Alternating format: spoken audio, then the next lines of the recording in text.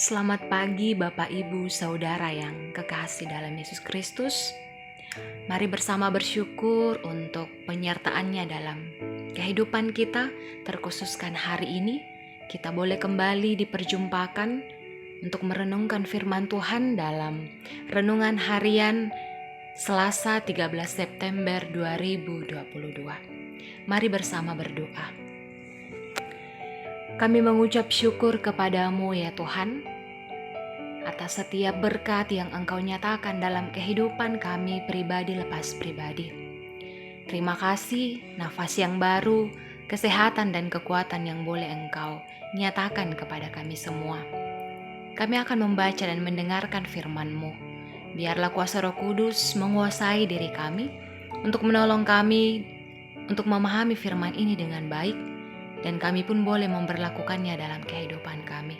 Ampunkan segala dosa kami yang melawan kehendak-Mu. Di dalam nama Yesus Kristus, itulah Tuhan dan Juru Selamat kami. Amin. Mari bersama membuka Alkitab dari kitab 2 Petrus, pasal 3 ayat 1 sampai ayatnya yang ke-13. Firman Tuhan. Hari Tuhan. Saudara-saudara yang kekasih, ini sudah surat yang kedua yang kutulis kepadamu. Di dalam kedua surat itu aku berusaha menghidupkan pengertian yang murni oleh peringatan-peringatan, supaya kamu mengingat akan perkataan yang dahulu telah diucapkan oleh nabi-nabi kudus dan mengingat akan perintah Tuhan dan Juru Selamat yang telah disampaikan oleh rasul-rasulmu kepadamu. Yang terutama harus kamu ketahui ialah bahwa pada hari zaman akhir akan tampil pengejek-pengejek dengan ejekan-ejekannya, yaitu orang-orang yang hidup menuruti hawa nafsunya. Kata mereka, di manakah janji tentang kedatangannya itu? Sebab sejak bapa-bapa leluhur kita meninggal, segala sesuatu tetap seperti semula pada waktu dunia diciptakan. Mereka sengaja tidak mau tahu bahwa oleh firman Allah, langit telah ada sejak dahulu, dan juga bumi yang berasal dari air dan oleh air, dan bahwa oleh air itu, bumi yang dahulu telah binasa dimusnahkan oleh air bah. Tetapi oleh firman itu juga langit dan bumi yang sekarang terpelihara dari api dan disimpan untuk hari penghakiman dan kebinasaan orang-orang fasik. Akan tetapi saudara-saudaraku yang kekasih, yang satu ini tidak boleh kamu lupakan, yaitu bahwa di hadapan Tuhan satu hari sama seperti 1000 tahun, dan 1000 tahun sama seperti satu hari. Tuhan tidak lalai menepati janjinya, sekalipun ada orang yang menganggapnya sebagai kelalaian. Tapi Ia sabar terhadap kamu, karena Ia menghendaki supaya jangan ada yang binasa, melainkan supaya semua orang berbalik dan bertobat. Tetapi hari Tuhan akan tiba seperti pencuri. Pada hari itu langit akan lenyap dengan gemuruh yang dahsyat, dan unsur-unsur dunia akan hangus dalam nyala api, dan bumi yang segalanya ada di atasnya akan hilang lenyap. Jadi, jika segala sesuatu ini akan hancur secara demikian, betapa suci dan salehnya kamu harus hidup, yaitu kamu yang menantikan dan mempercepat kedatangan hari Allah. Pada hari itu langit akan binasa dalam api, dan unsur-unsur dunia akan hancur karena nyalanya. Tetapi sesuai dengan janjinya, kita menantikan langit yang baru dan bumi yang baru, di mana terdapat kebenaran. Amin. Firman Tuhan. Dalam perenungan kita pada hari ini,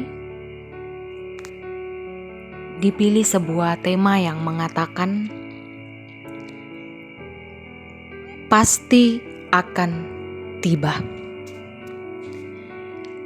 Dua peristiwa yang berbeda dalam menggambarkan bagaimana kedatangan Yesus kembali. Tentu kita sudah menyaksikan, bahkan kita sendiri yang mengalaminya ketika seseorang yang akan menikah, ketika tiba pada hari pelaksanaan pernikahan, pengantin laki-laki harus terlebih dahulu datang ke rumah pengantin perempuan untuk menjemputnya. Dan biasanya, entah itu diiringi oleh rombongan yang banyak dan juga dilengkapi dengan aksesoris baik kendaraan maupun para keluarga yang mengantarnya. Bahkan pada saat pelamaran, calon pengantin laki-laki harus melamar ke rumah calon pengantin perempuan dan diantar keluarga besar. Berbeda dengan pencuri, tentu tidak ada yang tahu siapa yang akan mencuri, atau sang pencuri tentu tidak akan pernah menyampaikan kepada orang lain bahwa ia akan pergi mencuri. Itulah gambaran kedatangan Yesus kembali yang diceritakan dalam Alkitab, bahwa ia akan datang seperti pengantin laki-laki yang datang untuk menjemput mempelai perempuan. Orang percaya digambarkan seperti mempelai perempuan dan Yesus sebagai pengantin laki-laki. Tetapi juga kedatangan Yesus itu digambarkan seperti pencuri. Bapak, Ibu, Saudara yang terkasih, bagi kita selaku orang percaya, tidak perlu mempersoalkan apakah dia datang seperti pengantin laki-laki atau datang seperti pencuri. Yang jelas bahwa ia pasti akan datang kembali sebagaimana yang dijanjikannya. Kedatangannya memang harus dinantikan. Mungkin kita bertanya, kapan? Akan tetapi kita tidak perlu menjadi risau akan hal itu. Kita siap saja dan tetap setia memelihara iman kepadanya. Sehingga ketika ia datang dengan tiba-tiba, ia akan mendapati kita seperti perempuan bijaksana yang tidak kehabisan minyak, yang tetap senantiasa berjaga-jaga dan siap sedia dalam menanti kedatangan Yesus Kristus. Amin. Mari berdoa. Allah Bapa dalam kerajaan sorga, terima kasih Engkau boleh memberikan kesempatan kepada kami untuk bersama mendengarkan kebenaran firman-Mu. Biarlah ini kami renungkan bersama-sama, pribadi lepas pribadi dalam kehidupan kami, terkhususkan untuk menuntun kehidupan kami sepanjang hari ini. Kami mau selalu tetap senantiasa bersiap sedia dalam menanti kedatangan-Mu.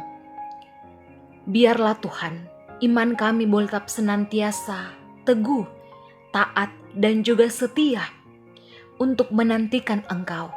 Meskipun kami tidak pernah tahu kapan Engkau akan datang untuk kedua kalinya. Tetapi biarkanlah dengan iman ini kami boleh senantiasa menanti dengan setia. Kami percaya Engkau senantiasa ada bersama-sama dengan kami. Engkau Maha Tahu Tuhan. Engkau memberkati setiap jemaat-Mu di dalam kehidupannya pribadi lepas pribadi. Bagi setiap orang tua ataupun mereka yang telah lanjut usia, biarlah mereka tetap senantiasa bersuka cita menjalani kehidupan mereka. Dalam setiap pekerjaan mereka, Engkau memberi kekuatan dan juga kesabaran. Engkau senantiasa menolong anak-anak-Mu, biarlah bertumbuh senantiasa di dalam kasih-Mu.